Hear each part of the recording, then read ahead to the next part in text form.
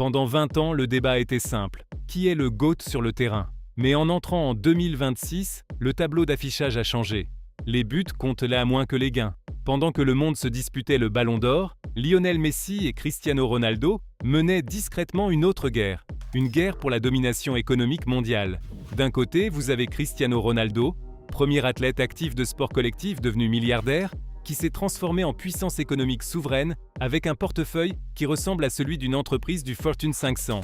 De l'autre, Lionel Messi, l'architecte d'actifs, qui a refusé un salaire d'1 milliard de dollars en Arabie Saoudite pour parier sur un choix qui pourrait faire de lui le propriétaire le plus puissant de l'histoire du sport.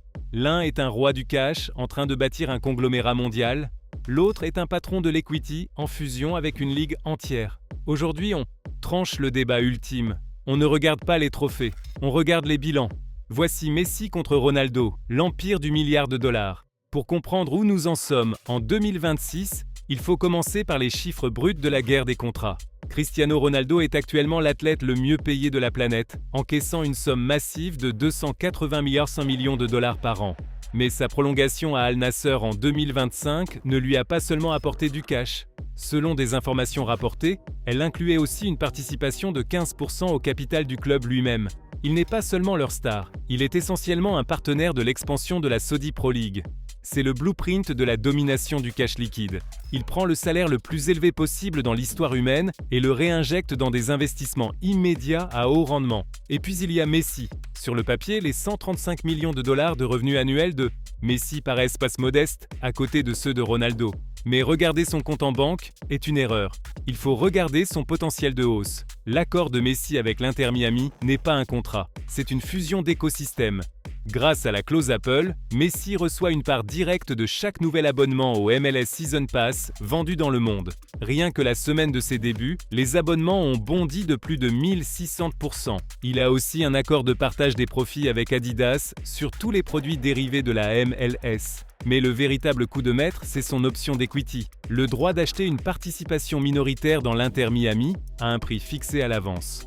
Depuis son arrivée, la valorisation du club est passée de 600 millions de dollars à 1,5 milliard de dollars. Au moment où il prendra sa retraite, sa petite participation pourrait valoir plus que l'ensemble de ses revenus de carrière au Barça réunis. Maintenant, regardons les family office et où ces deux icônes mettent leur argent au travail. Ronaldo construit ce que nous appelons un empire d'actifs tangibles. Il détient 50% de la chaîne hôtelière Pestana CSR7, avec des établissements de luxe phares à Times Square, Madrid, Lisbonne et Marrakech. Mais fin 2025 et début 2026, il a opéré un virage massif vers la tech à forte croissance. Ronaldo est désormais un investisseur de premier plan dans Perplexity AI, le moteur de recherche qui défie actuellement la domination de Google. Il est aussi un actionnaire majeur de Whoop, l'entreprise de performance humaine, et détient une participation de 10% dans Vista Alegre, un géant de la porcelaine de luxe vieux de 200 ans. La stratégie de Ronaldo est claire, entrer dans des industries établies avec de fortes courbes de croissance et utiliser son visage pour accélérer leur valeur. La stratégie de Messi repose sur le capital risque et les biens de consommation. Via sa société de la Silicon Valley, Playtime, Messi mise sur l'avenir de la sport tech et des médias. Mais son plus gros coup, Main Street, c'est sa marque d'hydratation, Mass Plus. Début 2026, Mass Plus est passé à un design de canette élégant et fin pour dominer les rayons du retail à l'échelle mondiale. Contrairement à un endorsement traditionnel, où un athlète est payé pour tenir une bouteille, Messi possède l'entreprise. Il suit le playbook de sorties massives comme Body Armor ou Prime. Il ne vend pas seulement une boisson, il construit un géant des biens de consommation emballés qu'il pourra un jour revendre avec une valorisation de plusieurs milliards de dollars. Nous devons aussi parler de la monnaie la plus précieuse en 2026, la gravité numérique. Cristiano Ronaldo est le premier être humain de l'histoire à atteindre 1 milliard d'abonnés sur l'ensemble des plateformes sociales. Ce n'est pas une simple métrique de vanité, c'est un réseau privé mondial de distribution. Quand Ronaldo lance son nouveau studio de cinéma, You Are Marv, aux côtés du réalisateur Matthew Vaughn, il n'a pas besoin d'acheter de publicité. Il a une ligne directe avec 1/8 de la population mondiale. Les analystes estiment qu'un seul poste de Ronaldo porte une valeur média de plus de 3,2 millions de dollars. Il est sa propre chaîne de télévision, sa propre agence de marketing et sa propre équipe de relations publiques. Messi joue un autre jeu. Avec plus de 500 millions d'abonnés, il mise sur l'authenticité et l'héritage. Sa société de production, 525 Rosario, basée à Miami et Los Angeles, ne se contente pas de faire des highlight reels. Elle produit des films premium, des programmes familiaux et des documentaires centrés sur la communauté. Nommée d'après l'adresse de sa maison dans sa ville natale en Argentine, l'entreprise symbolise le virage de Messi vers le buzz. Contenu comme actif. Il suit les traces de LeBron James et Steph Curry, en s'assurant que même lorsqu'il arrêtera de jouer, ses histoires et sa marque continueront de générer des revenus via les plateformes de streaming et les licences mondiales.